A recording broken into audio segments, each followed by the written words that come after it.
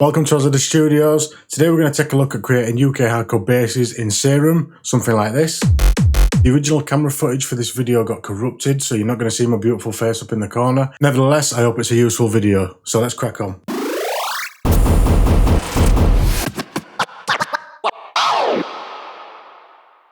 Okay, so UK hardcore basses, what I'm doing at the moment is I'm trying to incorporate a lot of FM. I'm using Serum, and I usually keep my MIDI notes quite short, and I deal with the tail in Serum. So I've just got a kick and a bass channel set up, and in Serum I've just got the initialized preset. And what I'm going to do to start off with, I'm just going to change this first oscillator A to something like basic shapes. I'm going to take the random and the phase all the way down, and just going to have a listen, turn the octave down one. So at the moment I've just got a saw wave, but let's try this square wave. So oscillator B on, and I'm just going to choose something nice. Have a look. What have I not used for a while? Let's try this Shrats. I think it sounds quite nice, this. Can be quite a nice sound. I take the random and the phase all the way down. And then on oscillator A, I'm going to choose FM from B. Switch B on. And you can hear the sound gets destroyed really easily, so you've got to be easy on the FM.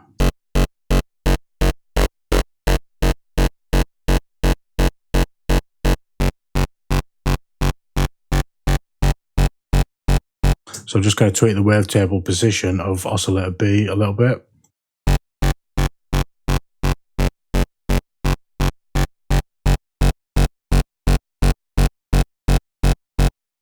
Shift the octave about, just to check if there's anything that sounds nicer. So already there we're getting quite a nice sound coming through, so I'm going to switch over to the effects panel, and I'm going to switch some distortion on. I usually go straight for diode 1, so let's just try that. Right. So you can hear that's really destroying the sound. So what I'm going to do is I'm going to turn the drive down a little bit. And I'm going to take the mix right down and just bring it in and see where about it starts destroying it. And I just want to fatten the sound up a little bit.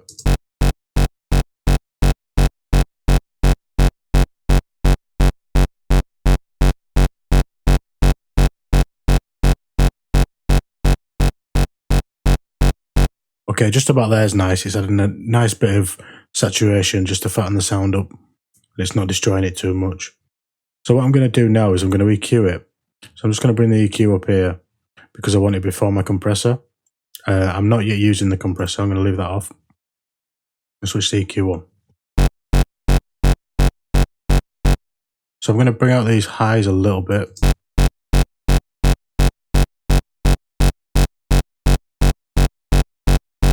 And then I'm going to create a notch. I'm going to boost this first. I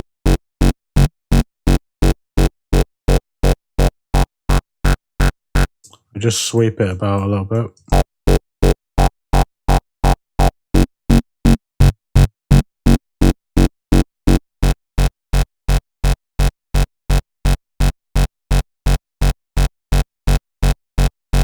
Okay, that sounds about right.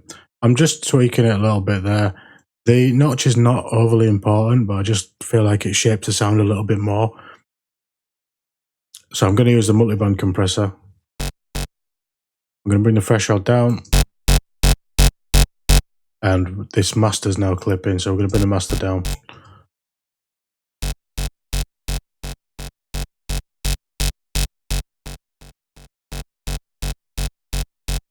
Okay, so about -10, that's fine.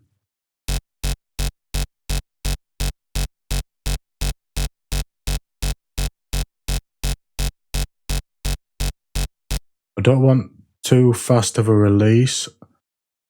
Probably about 50. I'm not sure if that's where it is when it's initialized.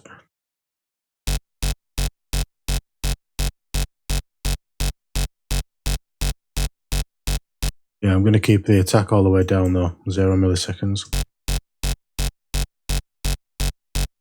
And I'm going to start off with a ratio of 3 to 1.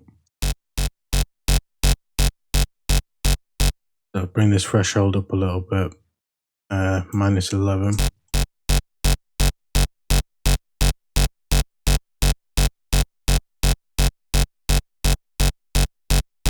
And I'm going to adjust the individual bands over here.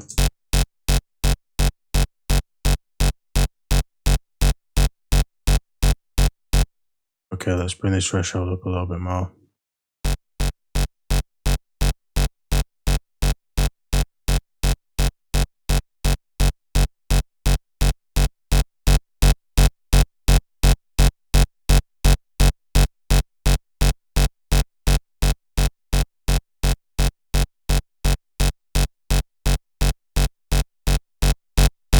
I'm just going to bring the master up a little.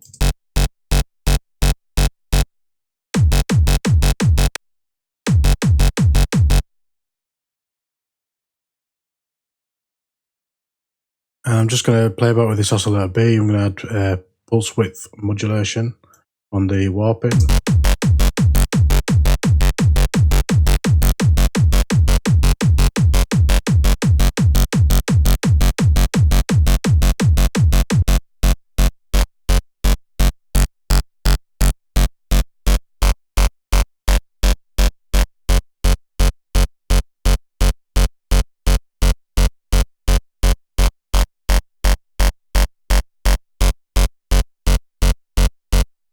Okay, so what I'm going to do on the envelope 1, I'm going to bring the attack all the way down. I'm going to bring the release up. This is going to give it a little bit more of a tail. So there you can hear the difference already. It's giving it a lot more of a bouncy feel.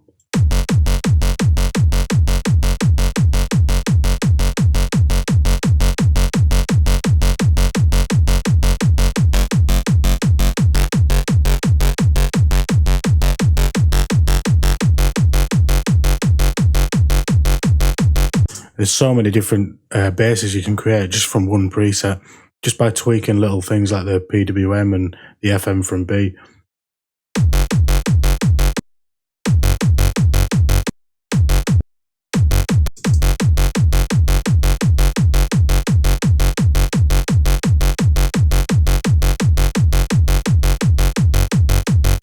So what I'm going to do is I'm going to switch the sub on. Well, I have switched the sub on.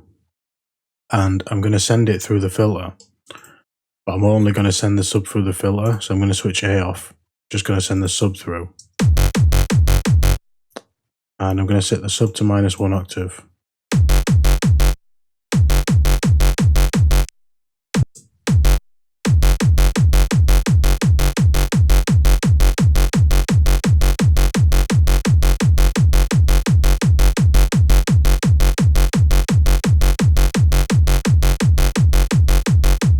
I'm just going to tweak it and be quite harsh with it just to get a nice sound.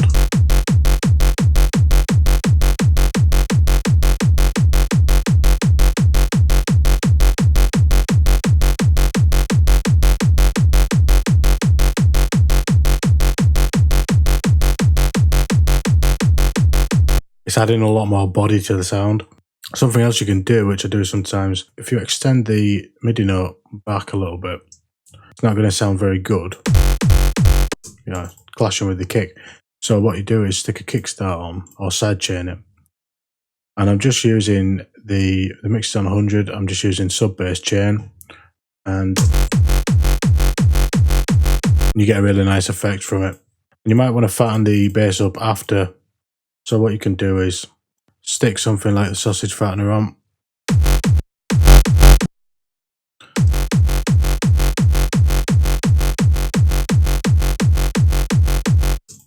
Just to beef it up a little bit. And then what I'm going to do is insert a MIDI track. And I'm going to create a separate sub. I'm going to open up Serum again. And I'm just going to open a analog BD sign. Phase and random all the way down. I'm going to take the attack down, the release, The release on the other one was 56, and what I'm going to do is I'm just going to bring it up slightly more. 65, we'll try that for now, just so the tail on the sub is a little bit longer than the actual bass. So I'm going to bring this analog BD sign down an octave.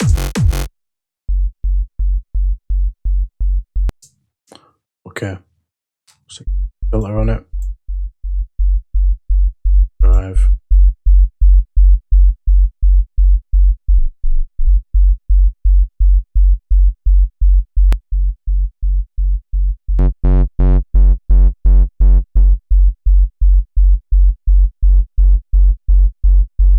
Okay, so I'm just adding a bit of distortion. You can tell that's really, it's fattening up the sub, but it's also introducing some harmonics that we don't really want. So what we're going to do is EQ that. Just take the high end off.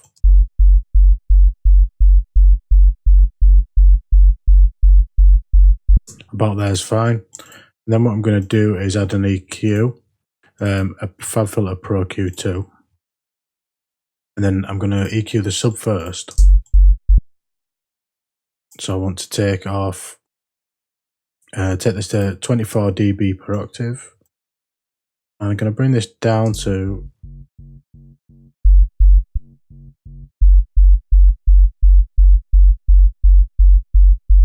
around 120. I think I'm going to go a bit less with this, 110. Okay, and then what I'm going to do is copy the EQ over to the other bass. I'm going to paste it. And I'm going to switch this to a low cut. Take the lows off that. Play them together. Now I've got a better low end on that bass.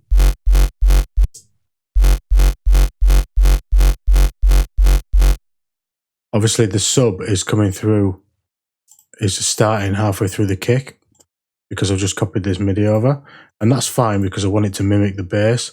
But what I'm going to do, I'm going to cut these kickstart from the bass channel and I'm going to group these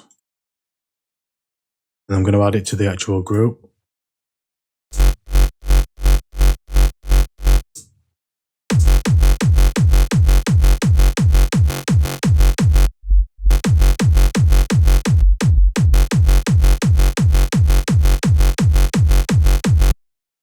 And tweak the levels a little bit, get the sub sounding nice, and then just kind of throw on something like an MV2.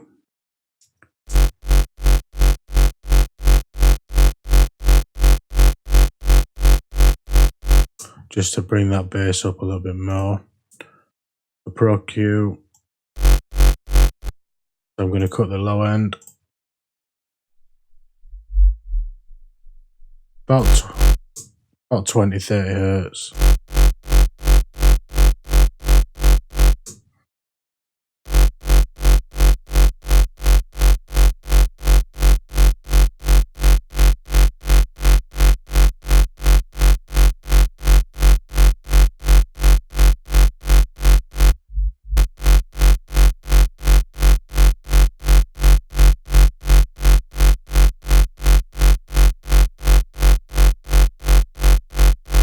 And just sculpt the EQ a little bit, change the sound a little bit.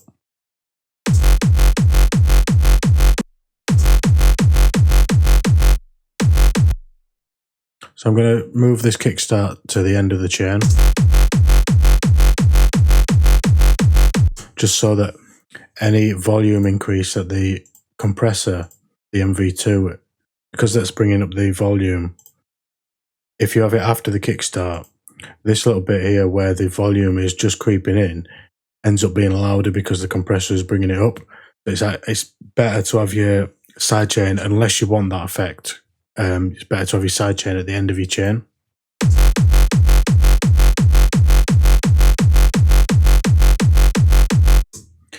And again, what I can do is switch this back to more bouncy feel, take that back down. Copy it over there.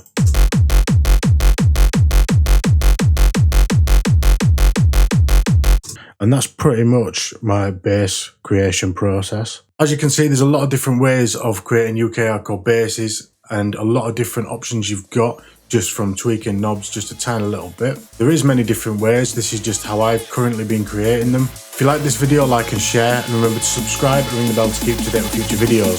See you next time.